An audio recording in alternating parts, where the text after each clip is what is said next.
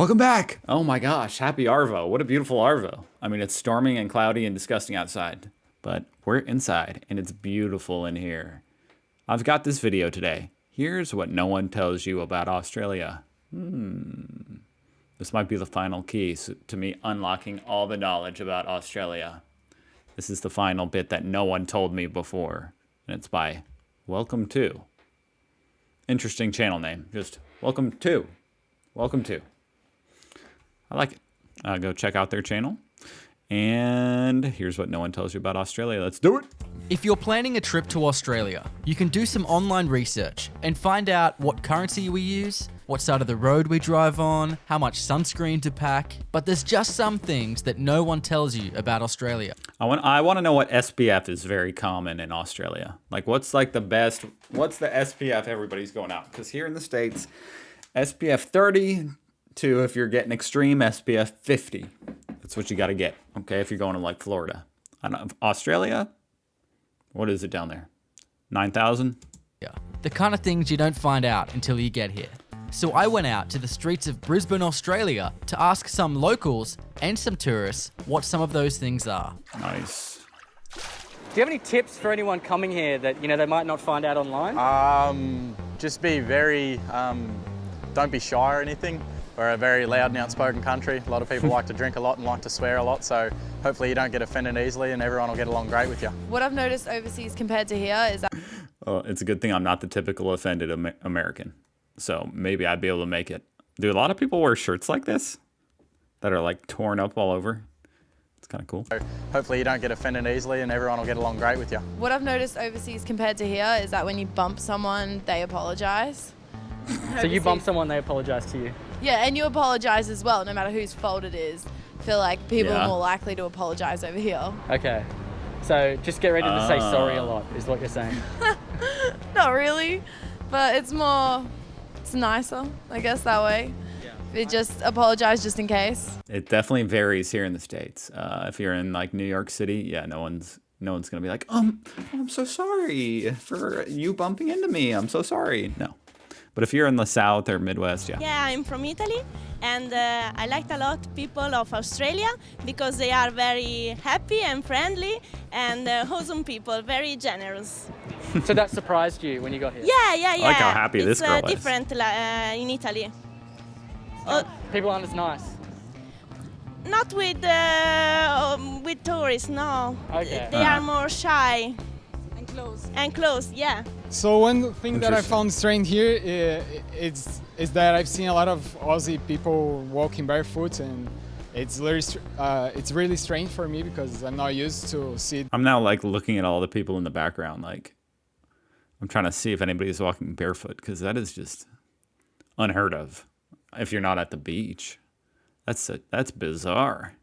This type of thing in Brazil. So yeah, it was the one thing that I found it a little bit strange and different, but it's interesting to see. Yes. Pretty damn expensive country. And the accent is pretty funny and really hard. This guy's got really good hair. To see. Yes. Pretty damn expensive country. And the accent is pretty funny and really hard to understand. Oh yeah, your accent isn't funny at all, bro. Damn expensive country. And the accent is pretty funny and really hard to understand. Oh, really? Yeah. What are some tips? Is there any tips for anyone that's...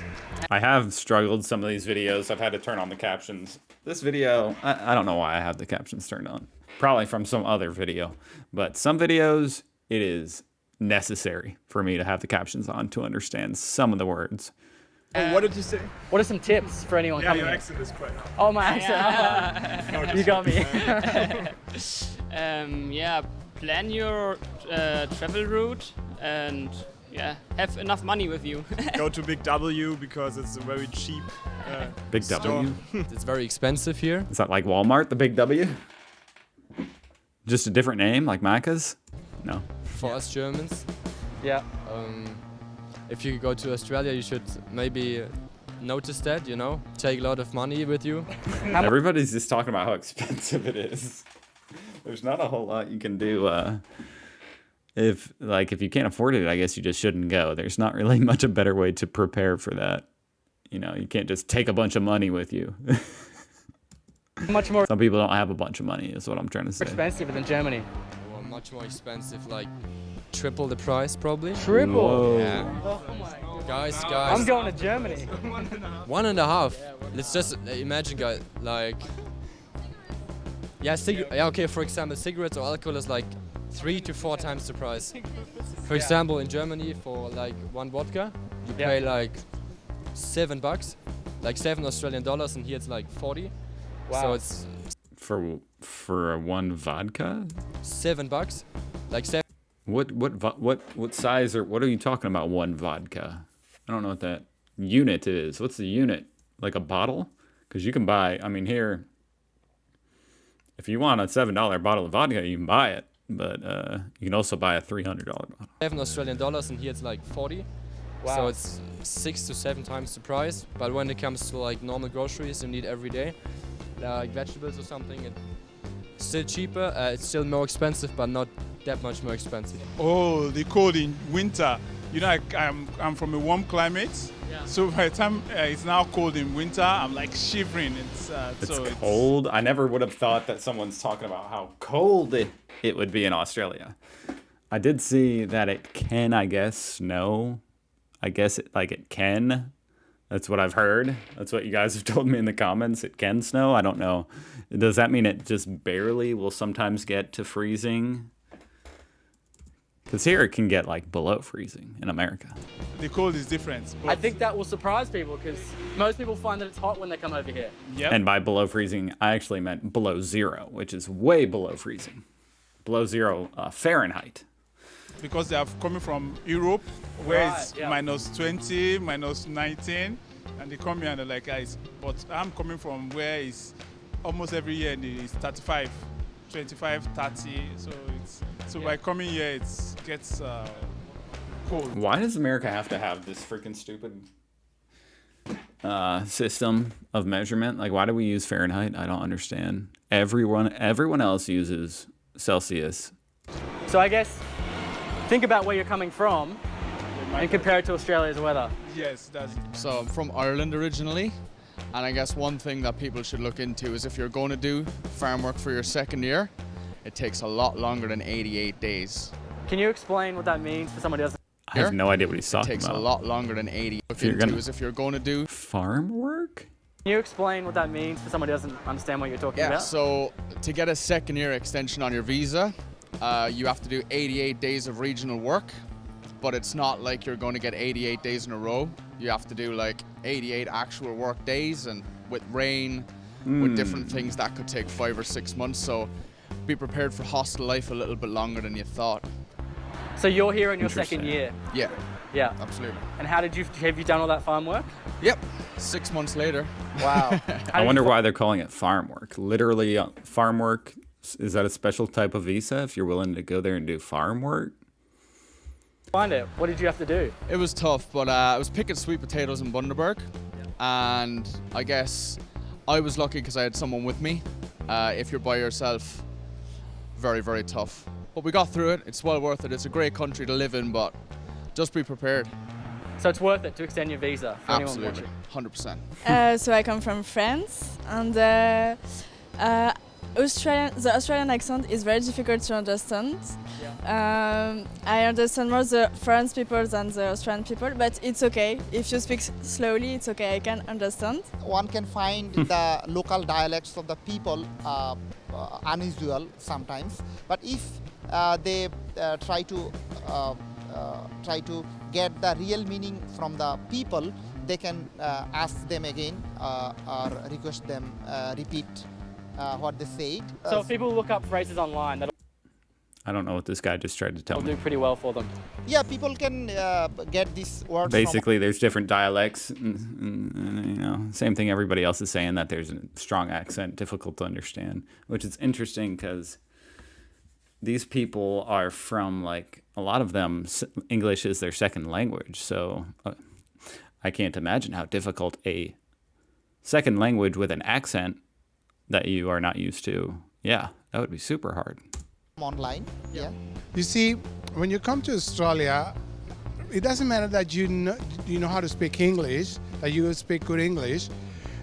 They have their own way to talk, And even if you're pronouncing correctly, even if you're saying things that are correct English, they wouldn't understand. They do not comprehend. And it's just because they have a specific way to talk. So, and you will never get to learn that anywhere else. You have to come, you have to listen them to talk and try to talk like them, or you have to talk very slowly and ask them to, pay Fair dinkum. That's all I got to say to this dude. attention to you, and that way they will understand you. Otherwise, it will be just, what? Sorry, excuse me? So we've had some German friends come and stay with us, and they think that snakes are just everywhere. So that's probably a common myth. I think they are, from what I've seen. Although the day they did arrive, we did have a snake in our backyard. They were a bit hesitant to sit in the pergola for a barbecue, but that was a In the what? Pergola? very rare. Hold up. Pergola. Ooh, look at that. How pretty. I've never heard that word. Pergola. Snake encounter. So online they'll find out that we have snakes, but we don't really have snakes, but we do actually have snakes. Correct. So we do have snakes, but we don't have snakes. I mean, if You're not fooling me. Okay. you're bushwalking and it's quite hot.